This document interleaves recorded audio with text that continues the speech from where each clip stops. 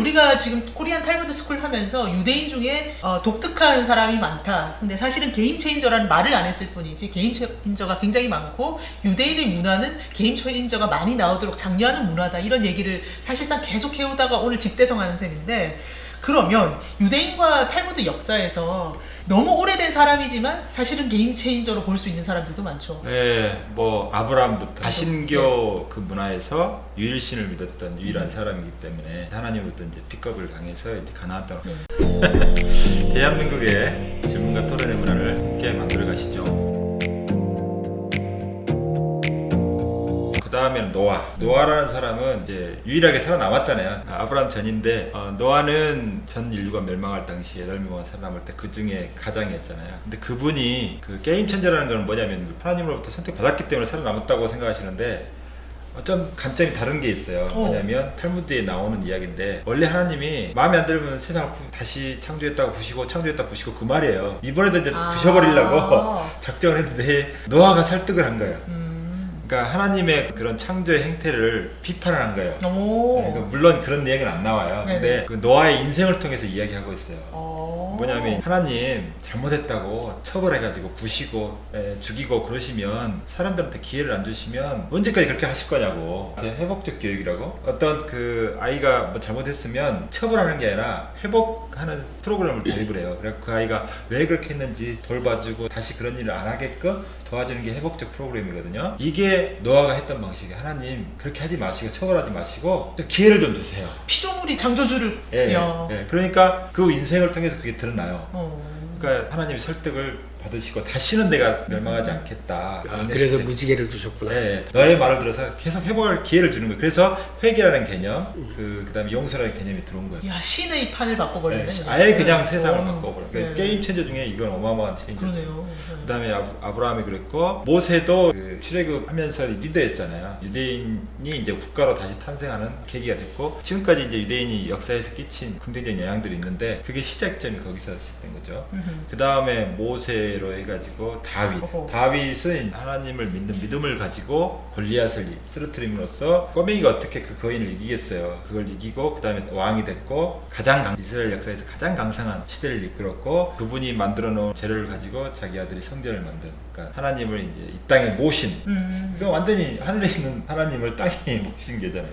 이거 완전히 개념이 다른 거예요. 그 다음에 예수님, 그동안에 율법적인 어떤 굴레에서 벗어날 수 없었던 유대인들을 새로운 하나님의 그 사랑의 개념으로 세상을 다시 바라보게 했던 게임 체인저였고요. 그 다음에 요하나 벤자카이는 유대교가 멸망할 뻔했어요. 유대교가 사라질 뻔했어요. 근데 그 로마의 그 군대로부터 그 5명의 제자들을 살려달라고 그래가지고 다시 랍비 유대교가 되살아날 수 있는 계기를 마련한 사람이 그 위기의 상황에서 게임을 체인지했다. 우리가 보기에는 항복했기 때문에 이거는 완전히 굴욕적이다라고 생각했는데 아니었어요. 새로운 또 씨앗을 다시 보존하는 그런 사람이었기 때문에 유대교가 지금까지 번성할 수 있었던 계기를 마련한 아주 중요한 게임 체인저 역할을 했던 겁니다.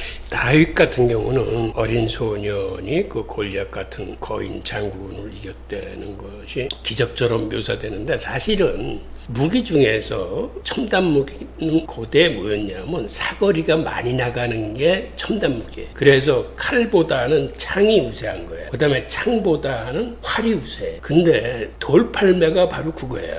저쪽은 완전 무장을 하고 검과 창을 갖고 있었지만 멀리 날아가는 돌이 그보다는 훨씬 우수한 무기예요. 사거리가 길기 때문에. 실제로 다윗 왕 시절에 다윗 왕국이 어느 정도 커졌냐면 지금 이스라엘 크기의 5배 정도 커졌어요. 그렇게 클 수 있었던 데는 다윗이 거느리는 군사력이 굉장히 막강했는데, 그게 어떻게 갖춰지냐면 가장 정예 부대로 돌팔매 부대를 만들어. 자기가 싸워봐서 알잖아. 그래가지고 돌팔매 부대를 만든 다음에 돌팔매 부대한테 활을 가르쳐요. 그 부대는 2가지 무기를 다 쓰는 거야. 당시 이제 복합궁이라고 그래서 멀리 날아가는 활을 썼는데, 그래서 적군이 복합궁은 한 300m 거리에 들어오면 활을 쏘서 제압을 할 수 있어요. 그 다음에 이제 가까이 들어와서 한 50m 이내로 들어오면은 그때는 돌을 가지고 제압을 하는 건데, 그 부대가 사실은 그 당시 천하무적 부대야. 그러니까 주변 나라를 다 제압할 수 있었던 거예요. 그래서 그렇게 큰 나라를 만들었고, 그 나라가 당시 통상로, 즉 교통로가 한 3군데 정도 있었어요. 근데 이 통상로가 해변길이 있고 그 다음에 산으로 가는 길이 있고 이게 세 대륙을 연결하는 아주 교통과 통상의 유지예요. 즉 아시아와 아프리카와 유럽을 잇는 길이야, 그 길이. 그럼 거기는 통행성만 걷어도 뿐만 아니라 그 다음에 사해 밑에 지역을 정복하려고 정말 피 터지게 싸웠는데 그 이유는 거기에 소금 계곡이 있고 거기에 철광산이 있어. 그런 이유로 나름대로 거대한 제국을 만들고 그걸 아들인 솔로몬한테 연결해줬고 솔로몬은 그런 나라를 받아가지고 더 부강하게 만들었는데 솔로몬은 중개무역을 했어요. 그러니까 당시 소아시아 쪽에는 말이 많아. 그리고 이집트는 이 마차가 발달돼 있었어요. 양쪽에서 산 다음에 말을 훈련시켜가지고 마차를 끌게 해서 이거를 양쪽으로 다시 되팔 수 있는 거야. 이집트 쪽에는 말이 부족하니까